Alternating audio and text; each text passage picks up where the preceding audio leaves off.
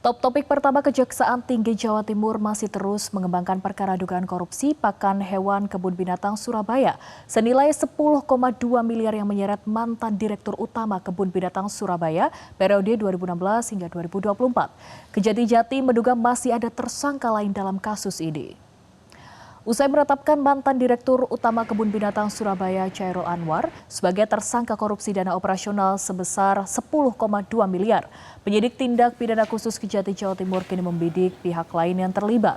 Kasipenkum Kejati Jatim Adnan Sulistiono menyebut hingga saat ini pihaknya masih terus mengembangkan perkara korupsi KBS dengan terus memeriksa saksi-saksi. Kejati Jatim juga menegaskan jika perkara korupsi umumnya dilakukan lebih dari satu orang pelaku. Korupsi yang dilakukan tersangka Chairul Anwar yakni menggunakan uang anggaran perusahaan untuk pengeluaran yang tidak sesuai peruntukan dan bersifat fiktif termasuk untuk kepentingan pribadi. Akibatnya kebun binatang Surabaya saat itu tidak terurus dan hewan-hewan yang berada di kebun binatang dalam kondisi memprihatinkan.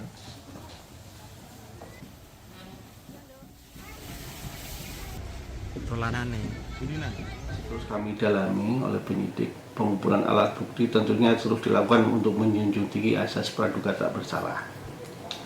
Selanjutnya mengenai kemungkinan adanya keterlibatan dari pihak lain, tentu kami masih menunggu fakta dari hasil penyelidikan tim yang dalam ini kalau ditemukan adanya cukup bukti maka tentu kami lakukan pengembangan. Sementara itu, Wali Kota Surabaya Eri Cahyadi menyatakan dukungan penuh terhadap proses hukum dugaan korupsi pengelolaan keuangan perusahaan daerah Taman Satwa atau Kebun Binatang Surabaya yang ditangani Kejaksaan Tinggi Jawa Timur. Eri mengungkapkan dugaan penyimpangan di tubuh Kebun Binatang Surabaya telah dicurigai sejak lama. Kecurigaan itu muncul saat pemerintah kota Surabaya melakukan audit dengan melibatkan auditor independen berdasarkan rekomendasi Badan Pemeriksa Keuangan. Pemerintah kota Surabaya juga akan memperketat pengawasan melalui audit rutin dan melibatkan auditor independen yang berbeda setiap tahun untuk memperkuat tata kelola dan mencegah penyimpangan serupa.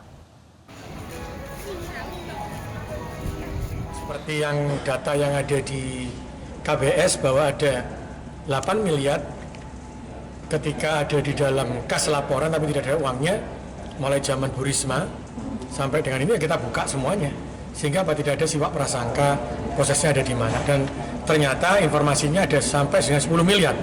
Ada kejadian 2024-2025 yang berhubungan dengan pemberian dari direktur keuangan gitu kan. Ya, saya bilang proses saja terus sampai ini bisa terbukti sehingga akan kembali bersih lagi, kembali nol sehingga bermanfaat baik untuk masyarakat yang masuk, yang untuk PAD-nya, yang kedua terutama untuk makanan hewannya. Jelajahi cara baru mendapatkan informasi. Download Metro TV Extend sekarang.